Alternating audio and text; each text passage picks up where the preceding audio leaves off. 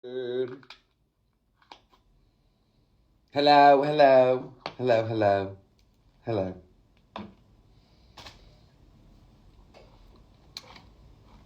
Good morning, Fabian. Gorgeous Fab. Hey, Connor. Good morning. Hi, Nina, babe. Guten Morgen. I hope everybody's all right. You've all had a lovely morning so far. Here she is. That's right, Thomas. Hi, Bridgie.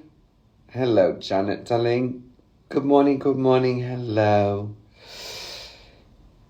So I'm getting my old chops on, and I've been watching loads of, what is the beautiful tea malachite green outfit in the back? Oh, teal. That's my costume for the SpongeBob musical.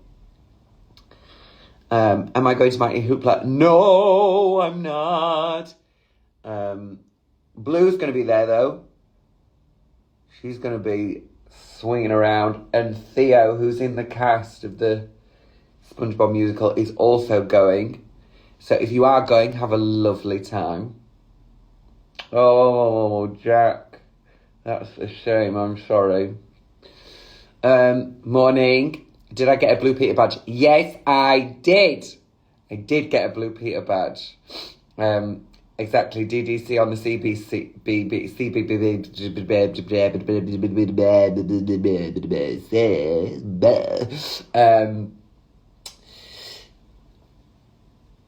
Yeah, we were on Blue Peter yesterday, which is like weird, isn't it?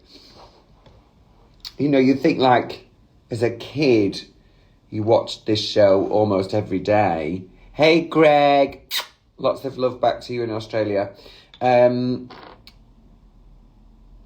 then, like, 25 years later, you're on it.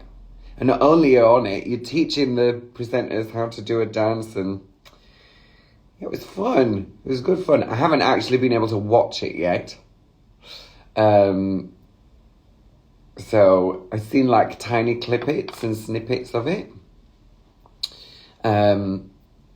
But it seems like everybody really enjoyed it. Yesterday was like busy, and then because we went to the Giant's Causeway here. Nope. I see you, Nick. I also wanted one of them, but pretty glad I didn't get one now, to be honest.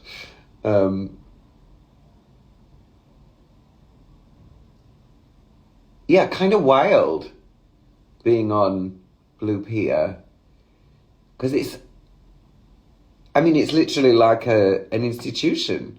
It's a British institution. It's one of those things everybody's sort of grown up with and has been through, you know, various stages and changes, and then it was potentially going to get axed, and then it's remolded, and redone itself, which is amazing. Good morning, everybody who's just joining. It is, of course, Pride Month, so happy Pride, everybody. You lot all know who I am, so Pride is not like a month thing for me. I am always me. And I would encourage you to be the same.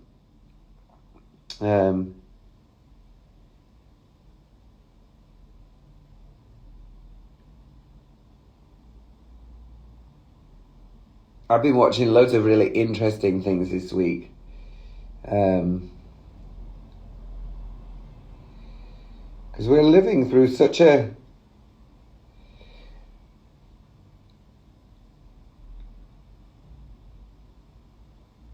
strange and difficult period of history. You know, we have these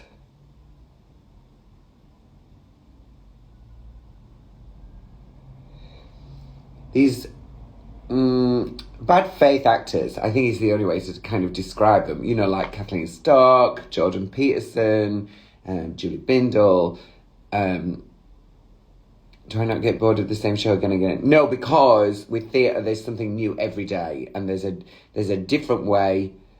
The plankton hair, did I poke someone in the face by accident the first time? No, but I did lift off Patrick's hat by accident. We do this bit where we go, crisis and disaster, oh, oh. And as I went like this with my head, the tip of it like clipped in his hat and tried to pull it off. And that's the thing, like different crowd energy, exactly. So like I can go out and do the same set, you know, over and over and over, and have a totally different experience as a performer, depending on the audience. And that's what's magic about live theatre and live performance, is that there is always something different happening, which keeps it really interesting.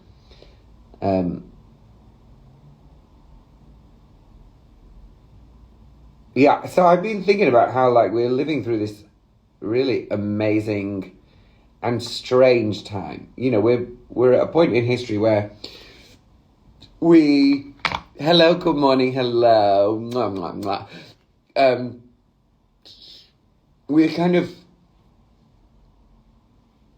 We have, you know, access to better healthcare, we have longer lives, we have the potential to feed everybody and for everyone to have like a perfect, gorgeous life. Plankton gives off non-binary vibes. I wonder why that is. And yet we have people who would rather vilify another minority group rather than engage with, you know, those things which can drive humanity forwards.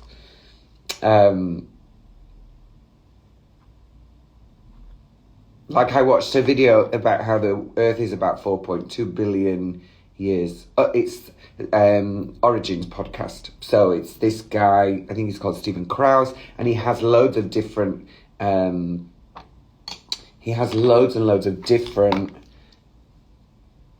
speakers and academics and like really, really smart people. You know, like I'm not really smart. I kick my legs around and congratulations for getting married. You know, so this guy's talking about, you know, 4.2 billion years. Now, humans have been around for like 200,000 years, max.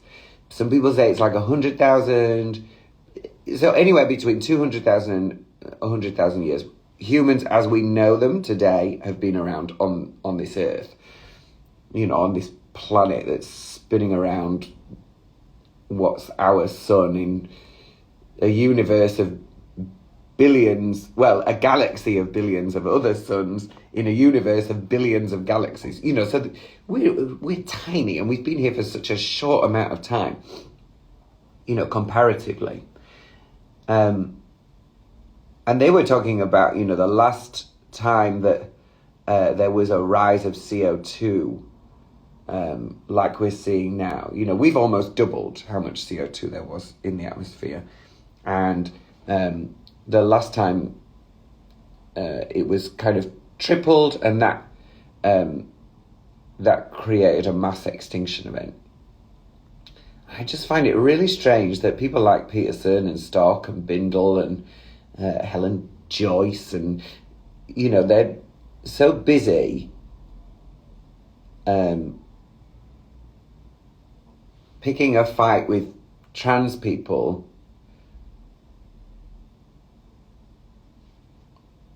rather than, you know, putting their brains towards something that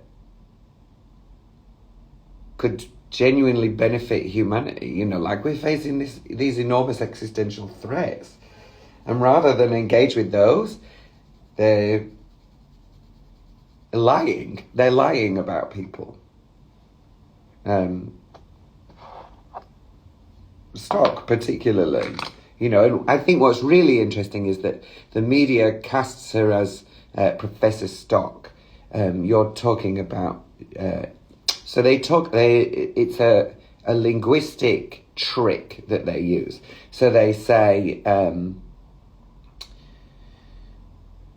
Professor Stock talking... how do they phrase it? Because it's not a lie what they do. But she's not a professor of gender studies. She's not a professor of sex studies. She's not a biology professor. She is a professor of philosophy of fiction. The philosophy of fiction and the way that characters in fiction interact with each other.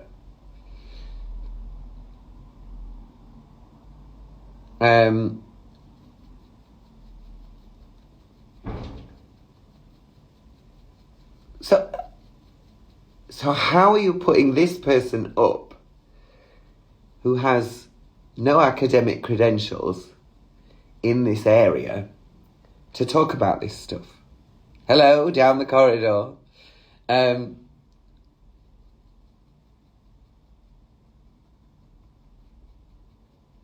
You know, if she was talking about the social interaction between Sauron and Frodo, okay, fine, great. I'm interested to hear your thoughts on that because you are knowledgeable in that field. You don't have anything of value to add to a conversation as an academic when it comes to gender politics. You just don't. You don't know this stuff. You don't know and you're not a feminist.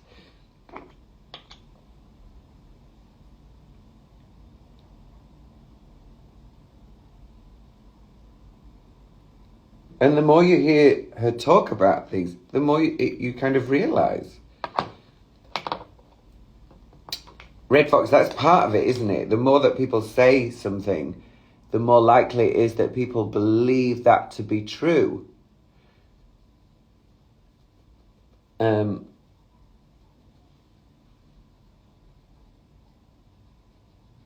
you just have to look at who is funding these people. You know, so we've got this Posey Parker person, or Kelly J. Keane, who is, you know, by some people is nicknamed Kelly J. KKK. I think for obvious reasons. And she is like crazy obsessed with trans people. And yet you look at what she'd said previously and it's very different.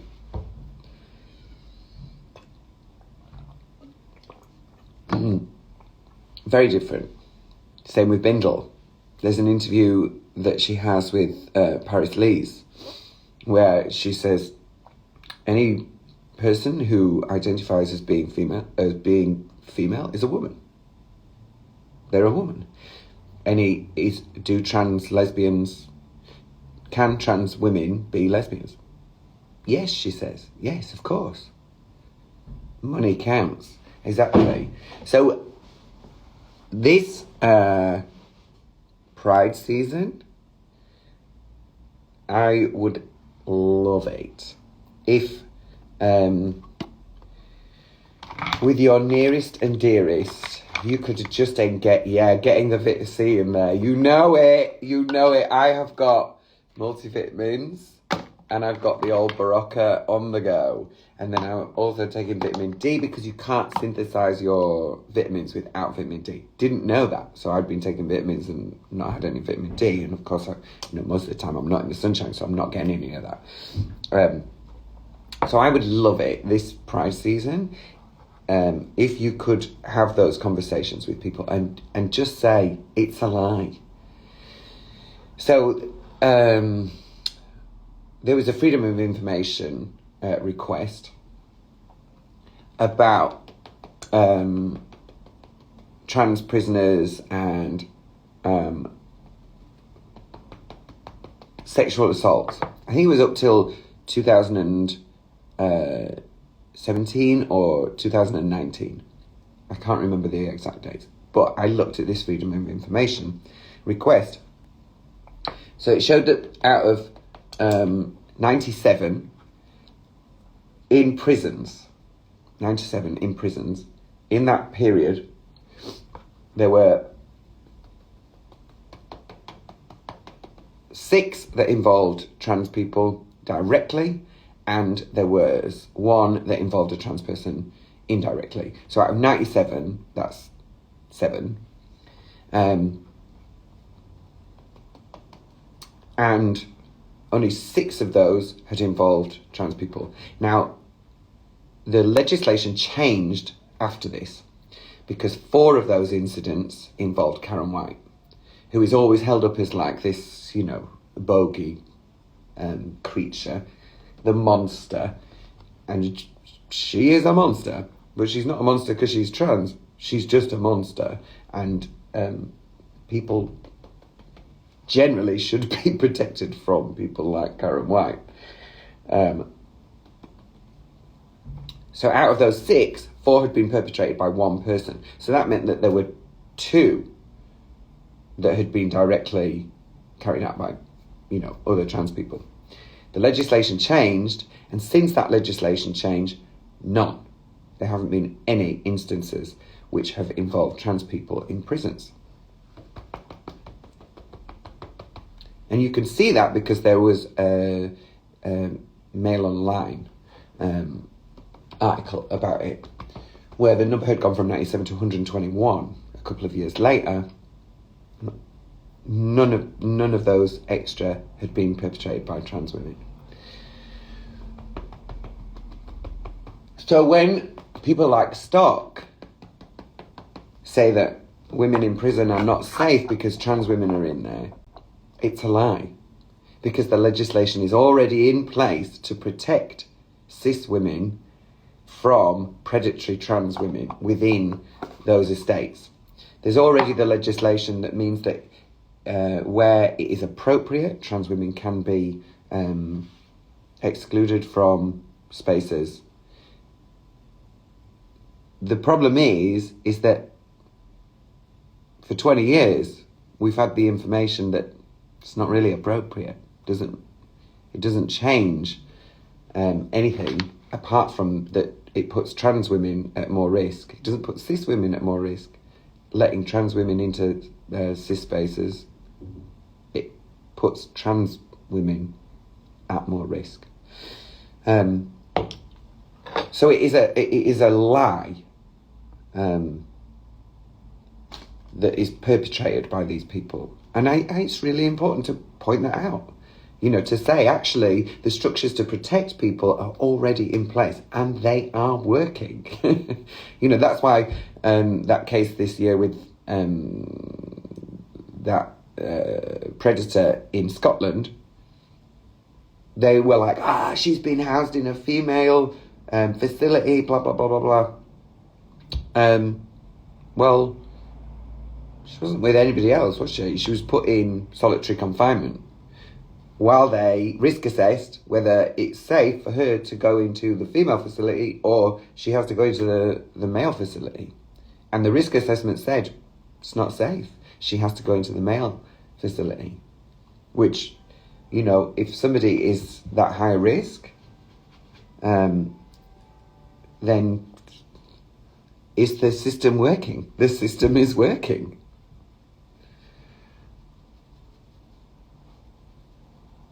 So when you hear people talk about this stuff, you can find this stuff out yourself. That's the thing. And you can do it with them. You can say, okay, that's what you think. Let's see if that's true. Let's find out whether that is really true. Let's dig in together and find out, because we know that these people have a very particular agenda. Lots of them are being funded by the Heritage Foundation. LGB Alliance was at 55 Tufton Street, which we know is a right-wing think tank space. And if you're listening to the news and somebody goes, this is Jenny Johnson from the IEA, they're a right-wing think tank.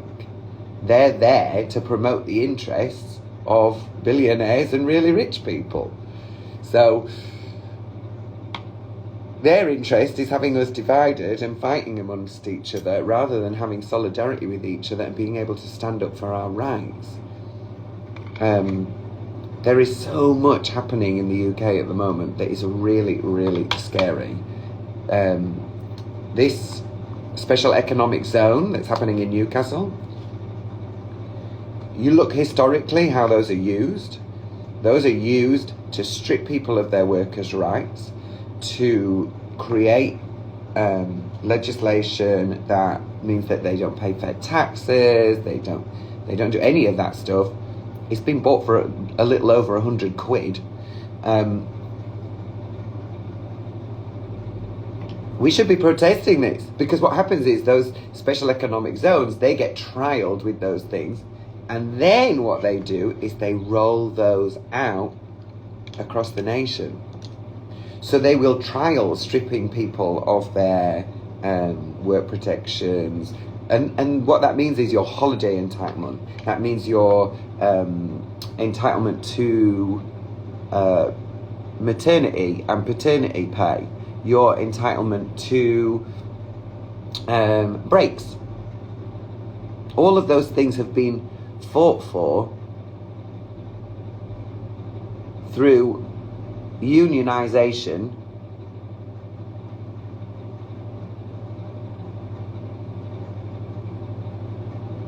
and strike action. Because as a worker, if you cannot engage with your employer,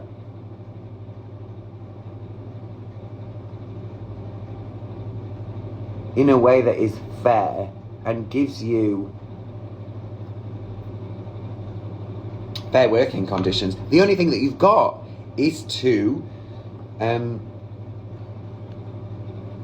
withhold labour. That's the only thing that you have the ability to do. And it's really important to recognise that the Tory government have not only we have it extraordinarily restrictive, some of the most restrictive union legislation in the developed world. It is some of the most restrictive.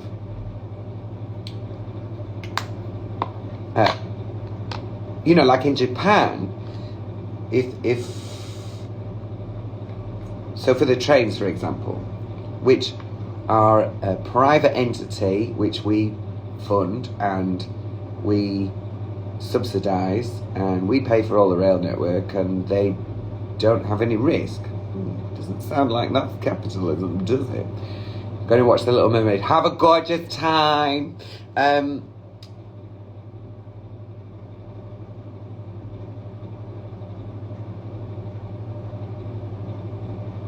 It is no coincidence that they are putting these things in place whilst also removing your right to protest. If you're too noisy, look at the coronation. Look at the coronation. People were arrested for holding up blank pieces of paper. What? People were arrested for wearing a Just Stop Oil t-shirt. They didn't do anything. They just wore a t-shirt. People got arrested for that. What?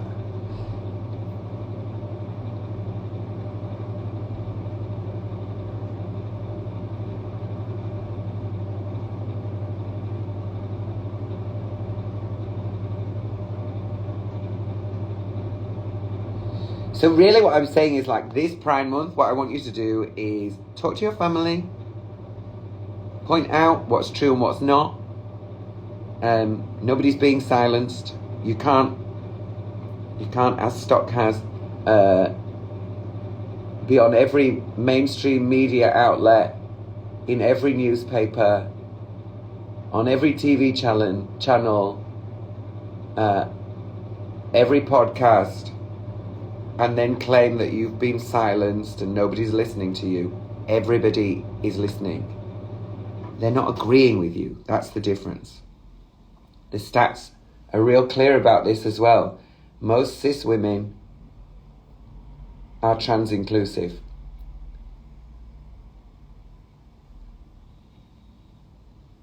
So when she tells you that they're not, she's lying. And we need to be able to just stand up and say, that's a lie. That is categorically, empirically a lie. But we don't have a media that is doing that at the moment. So that is resting on us.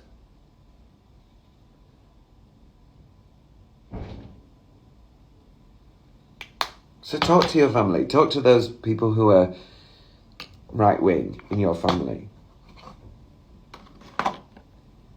Don't talk to them like I do, because I just shout at people. But, you know.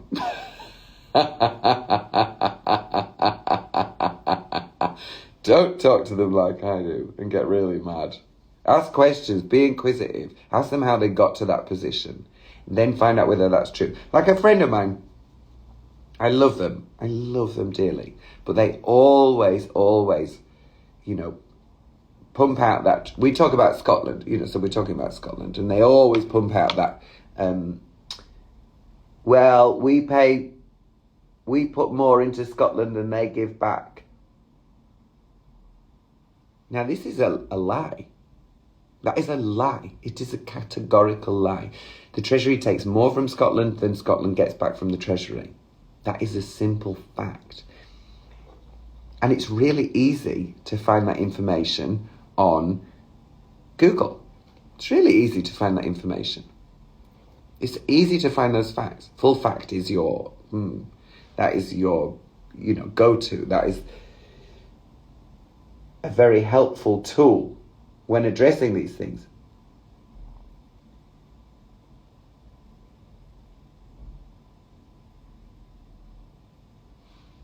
And it's so easy to find that information and go, well, no, that's not true. Look, we have this magic wand, this incredible tool in our hand that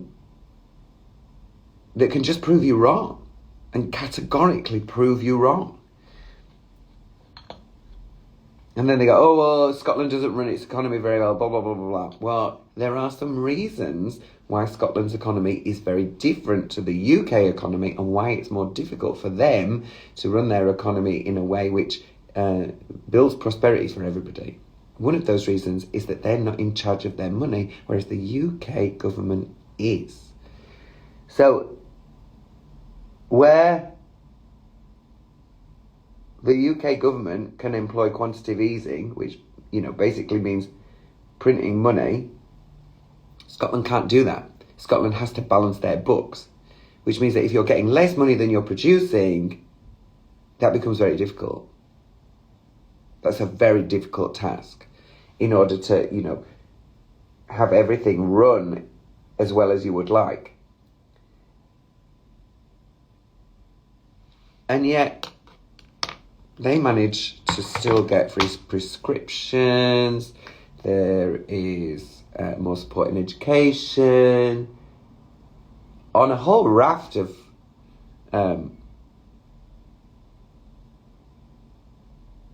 different measurables, Scotland is a better place to live. You know? Yeah, Lewis, that's the thing. The media, when you're reading it, when you're looking at stuff, we all have to be really, not critical, but you have to look at it with an eye for what is this particular organization's agenda? What is it that they want to do? So, like, and who are they funded by? You know? Becca, it is correct. Sorry. You know, who are they working for? Where's their money come from in order to do this? In the UK, most of our media is owned by billionaires. And that isn't a mistake. Billionaires didn't just go, oh, I'm going to run a news organization. They did it because they know that it gives them the ability to drive public opinion. It gives them the ability to set the political agenda. And it gives them the ability to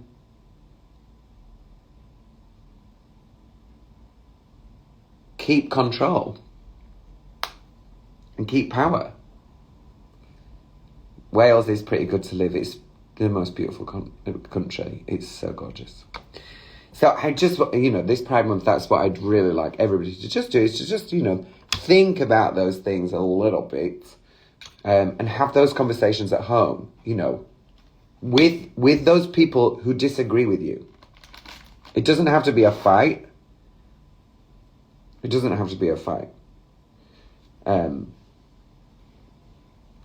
if you can do it coming from a place of love, London is shit. Well, it might be, but you still get much better transport, much better hospitals, much better services than the rest of the country. That's a simple fact. Like the access, like GU, like the testing, 5016 Street, great. Much easier to use than anywhere else in the country. It's not like that in the rest of the country. It's not so easy to get seen and to get access to stuff. So London's a really difficult place to live because everything's so expensive and, lots of people are on the struggle bus. But it also has much better... No, I disagree, Nick. I disagree. Having lived everywhere else in the country and then spent different times in London, the buses are much more regular. The underground is much more efficient. The trains are much more regular. You just have to look at Avanti Northwest, Trains for Wales. The rest of the country gets absolutely shat on, and London gets all the investment. That's how it's always been. And part of that is because everything is so centralised in our country.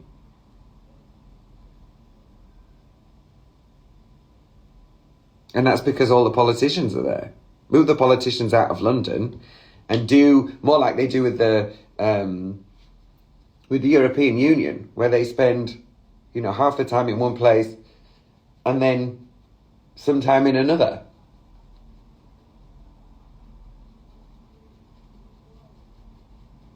Don't get rid of the Houses of Parliament. They're great. I don't think that they necessarily work as well as they should, but don't get rid of them. But London is where the money is, so they get the majority of the development. Otherwise, HS2 would have started where? In Scotland. You wouldn't start in London, you would start in Scotland. If you were really interested in creating a more equal and equitable country, you would not start in the place that already has much better transport links than anywhere else in the country. Like if you've ever tried... So, to illustrate this, when I crashed my car in 2006, I crashed my car. I was working in North Wales, and I had to go from North Wales to...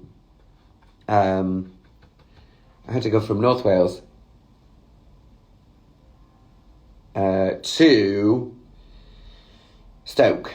So I had to get from Carnarvon to Stoke-on-Trent. It took me 9 hours to do what is a 2-hour journey.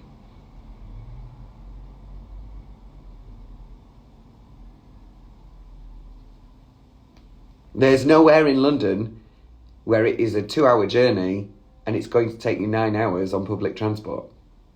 That's not a thing.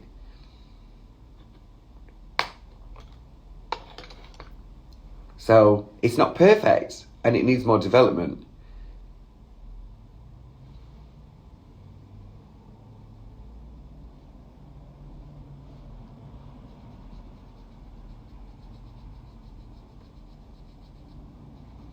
But it is much better than the rest of the country. It just is. Well, crashing your car is not the one as well. Awful. Although mine was like an ice skate. I was in a little Mini. And I just destroyed the poor little car. It was one of the original Minis. Well, just as BMW had taken it over. So it was still the old body, but with a kind of better engine. Where in North Wales, I was living in Carnarvon, literally just across from the Menai Straits. It was the most beautiful, wonderful place. I lived with this guy, Gwyn Parry. Unfortunately, he's died. But one of the nicest, most lovely people. I lived in his top bedroom for a bit, and then he had a little flat underneath his house. Terrible damp. But I lived there for a while.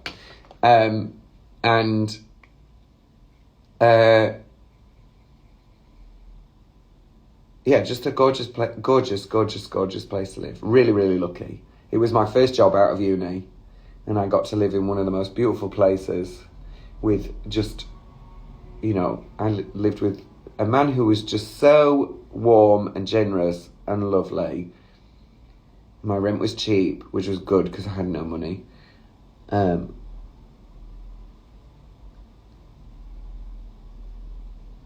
And his daughter is a presenter on S4C. He was an actor.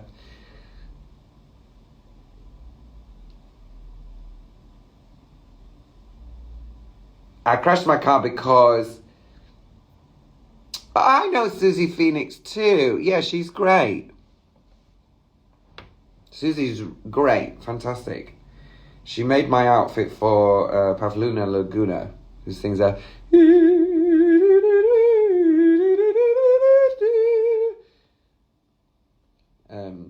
from The Fifth Element.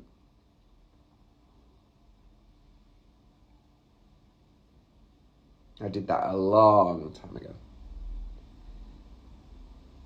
Gorgeous. I'll see you in Blackpool, darlings. I crashed my car because I was thinking about the class that I was about to teach, and I wasn't being present. And I put my foot down a little too far to the floor. And then when I realised what was happening, there was a truck in front of me. I didn't hit the truck, I drove around the truck, but then I clipped the inside reservation and the back of my car just swung out, and I just did like a ice skate dance around this van. I was fine. I hit my head, but not particularly hard, and did my shoulder in a bit, but the car was trashed.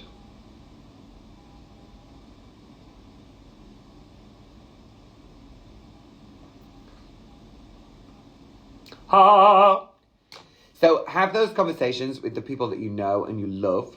And I would love it dearly if you could write to your MP.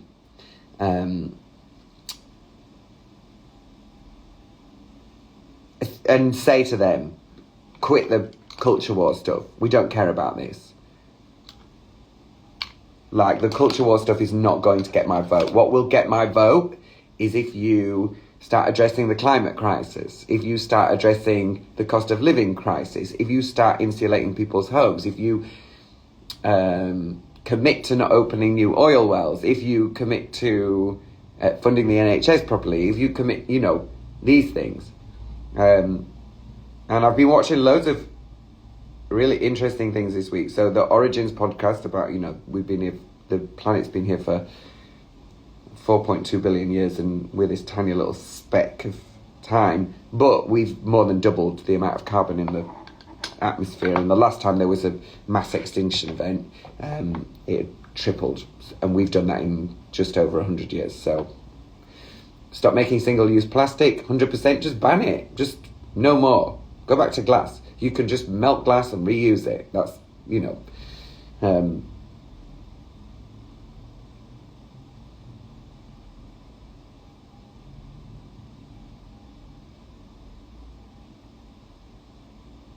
Like, I just want politicians who will engage with what are the actual problems. So this morning I've watched a podcast I watch a lot of the Diary of a CEO podcast with Stephen. I feel like he's called Stephen Bartlett, but maybe that's wrong.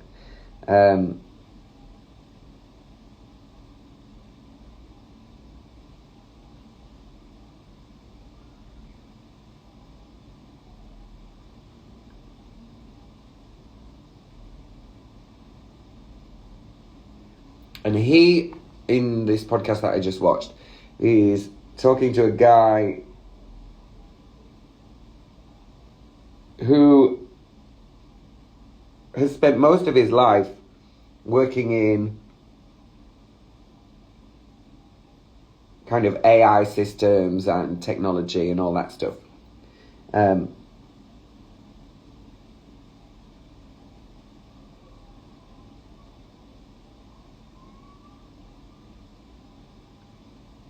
And he was saying, like,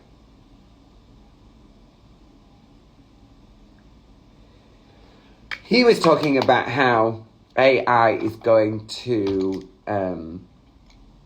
seriously impact people's jobs. It already has. Like, what are the things that you can see where AI has already impacted on people's jobs? Because it has, and it is doing it. And, I have this conversation with Paul, and he goes, oh, yeah, but it won't be for another 20, 30 years, da-da-da-da-da. No, it's already happening now. So what are the things that are already doing that? Because we know this.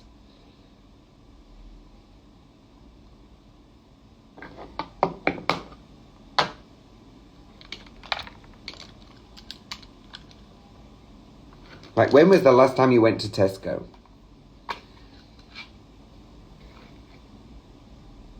Any jobs that use a database? Exactly. Supermarkets, no checkouts. It's all done by yourself. So whereas they would employ 4 or 5 people for the checkouts, there's one person and that's it. So this is already affecting people and their jobs. And it will continue to do that. So it's going to... when you look at things like QuickBooks, there's no more need for accountants. We won't need accountants anymore. We're already moving towards a cashless system.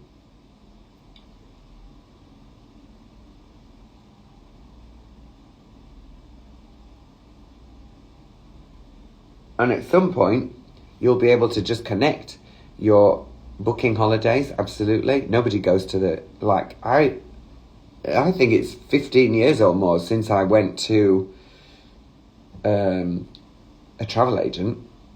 The only reason I would go to a travel agent now is to change money. Hey, Vicky, you gorgeous creature. I love you. They're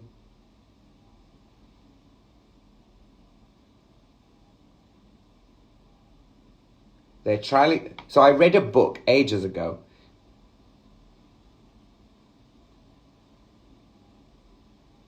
Yeah, so it's self-sufficiency, absolutely. But it's doing away with somebody else's job. Like, that's going to be done.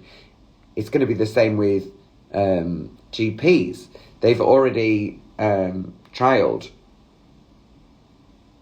AI for diagnosing medical conditions. There's this book by Yuval Noah Harari, Homo Deus. So Sapiens is his first one, which is like a brief history of humanity, and then Homo Deus is like the next part of that, which is like potential futures. And he talks about all of this in that, and that book's, I don't know, 2, 3, 4, 5, however many years old. So he was talking about this already, and saying, like, there's going to become a whole class of people who are robot GPs. No, for real. They had a much higher instance of diagnosing people correctly than human GPs. So it's not a joke. It's already happening. Go read Homo Deus. Like, I haven't done this research. It's not me. But he really does know what he's talking about. I'm a drag queen. Like, I run around singing silly songs.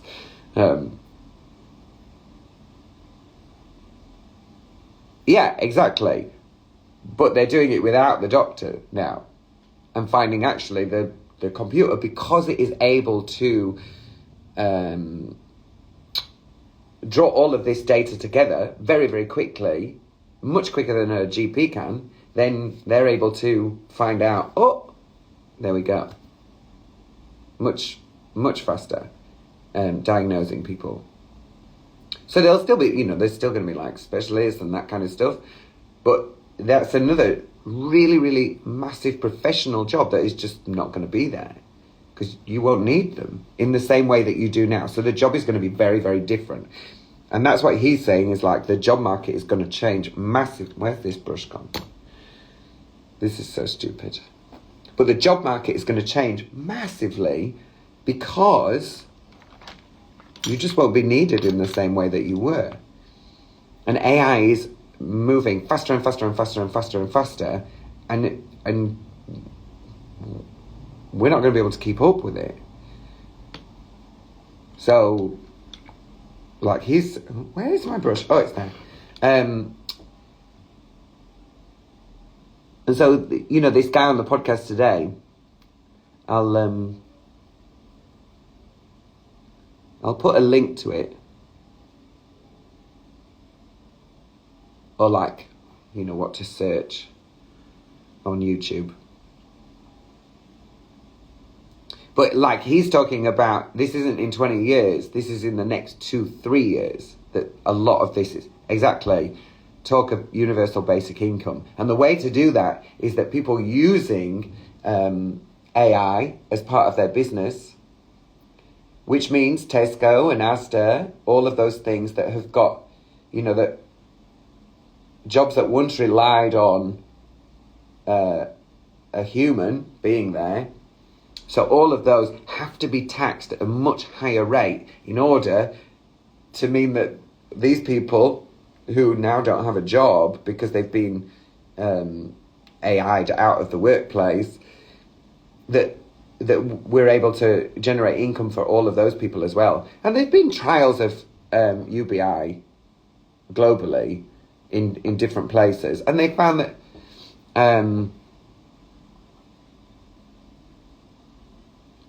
they found that what happens is most people, instead of just sitting at home, because